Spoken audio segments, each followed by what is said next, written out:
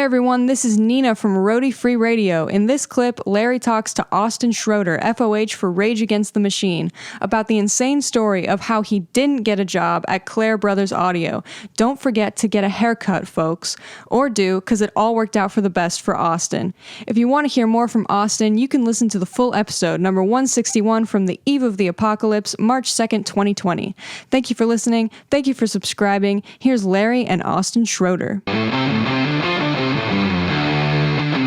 I spent all my money moving up to Lidditz, left Nashville, left my cool gig at Blackbird Studio.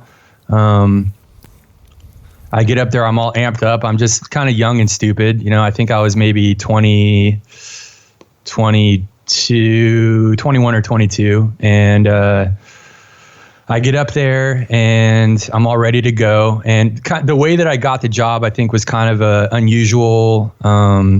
It was an unusual process compared to how people normally get hired, just because I kind of knew John, and I think he kind of pushed me through a little bit faster than most people would do. Yeah. So I get up there and I had to take a physical just for like the insurance and for the company and everything. And I wasn't worried about anything. And I knew there was probably going to be a drug test, and I wasn't really worried about that as well, because I had, you know, back in the day, I like smoked a little bit of pot. I was never really big into drugs, but I would hang out and kind of smoke a little bit every now and then, nothing crazy. But when I had moved to Nashville, I had kind of, I had held back and stopped all that because I was just serious about trying to get a good job. Yeah. So I do the physical, they check all my back and all that stuff. It's all good to go. And then I had to do a hair follicle test, and I had no idea what that even was. I didn't even know that was a thing. And I had taken like a urine test maybe a couple months before that for something else, and had passed, and everything was cool. So I wasn't worried about it. So I get a call I do this hair follicle test, and I get a call from Claire like the day before I'm supposed to start my sort of training.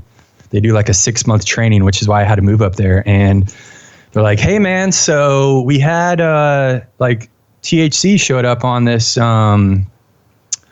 drug screen. So I'm sorry, but we can't hire you. You can't work here." And it just kind of like blew my mind. It just totally caught me off guard. And so I learned that when you do a hair follicle test, it's, I think like every inch of hair that you have represents like 3 months worth of time. And of course I'm like rock and roller dude, and I have hair down to my shoulders. So I kind of put myself in a bad spot. So I'm up there and I'm stuck.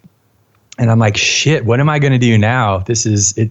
It totally just kind of destroyed my whole world. Everybody's got to go through this up there? Yeah, and which also kind of blew my mind, because obviously living up there, I met tons of people that worked at Clair, and they all partied like rock stars. Yeah. So I spent a lot of time just figuring out, or trying to think about if there was something that I did or said, and maybe they were just using this as an excuse, and it kind of like fucked me up for a while. Sure. You know, it kind of like messed with my self-esteem. And, but I, you know, just from talking to people that work there now, like I'm pretty sure it was just an insurance thing. Yeah. I think in order for them to get you on their insurance, you have to pass this screen. And then after that, it's kind of whatever. I don't think they're doing a regular drug screen on people. Otherwise, they probably wouldn't have very many people working there. Exactly. So I spend like a month just trying to figure out what to do, you know? You're just living in Lidditz, PA. Yeah. I'm like, there's nothing, there's Amish people, and there's just kind of nothing going on. Clair Brothers, that's the only thing you do when you go to Lidditz. And Rock Lidditz wasn't even up then, was it? Oh no, yeah, this is before all that. Wow. So you couldn't do anything? They couldn't hire you to do anything? Sit in the shop and fix speakers? Man, I went back and forth with them for several weeks, just trying to plead my case. And I went and cut all my hair off. I was like, I didn't even know that this was going to be a thing. Like, I didn't even nobody even told me that this was going to happen. It all kind of surprised me.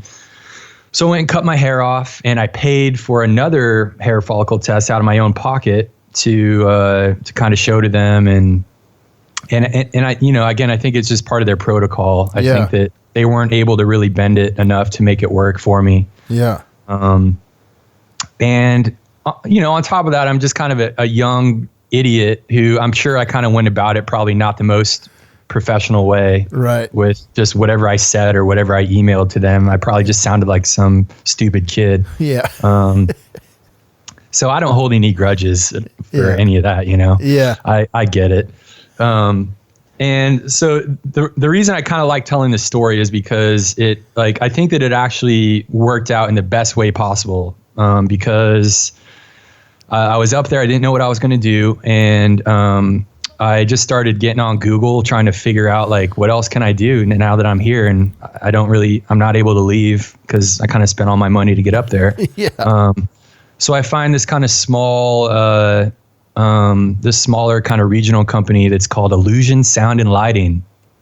And they are in Ephrata, which is just outside of, it's not too far away from Lidditz. And so I went over there and, kind of gave him my brief background history, and I'm sure I bullshitted quite a bit just to try to get into the door. And sure enough, they brought me right in, and they just kind of threw me in the water. They're like, I think the first show that I did with them was they did a lot of kind of lighting, and I'm trying to remember if they did any video stuff as well, but yeah, it was mostly audio and lighting. So I think the first gig I did was like a Kenny Rogers concert, and they had me like running the lighting console, and I just had no idea what the hell I was doing. I'm just like hitting bump buttons, just like making stuff light up, just having like the best time ever. Yeah.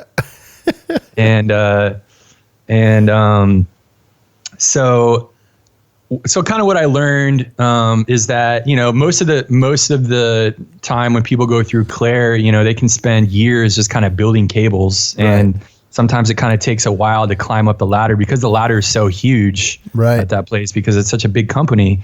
So I think that I kind of lucked out in joining up with this much smaller company where they just kind of kicked me right in, and I just kind of had to figure it out.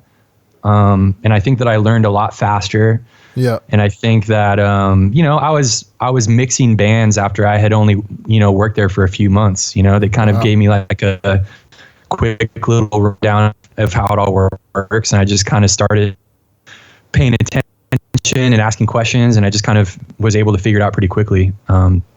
So I always go back and think like, man, what would have happened to me if I would have gotten into Clair, and like, who knows? Right. It could have been a totally different, journey for me. Right. Absolutely, man. Hey, what's happening, roadies? It's Larry here. Just wanted to thank you so much for listening to this short clip. I really hope you got something out of it. If you can take 2 seconds to head over to iTunes and drop us a review or a comment, we would greatly, greatly appreciate it. Keep listening, keep coming back, stay healthy out there, and remember, no roadies, no rock and roll.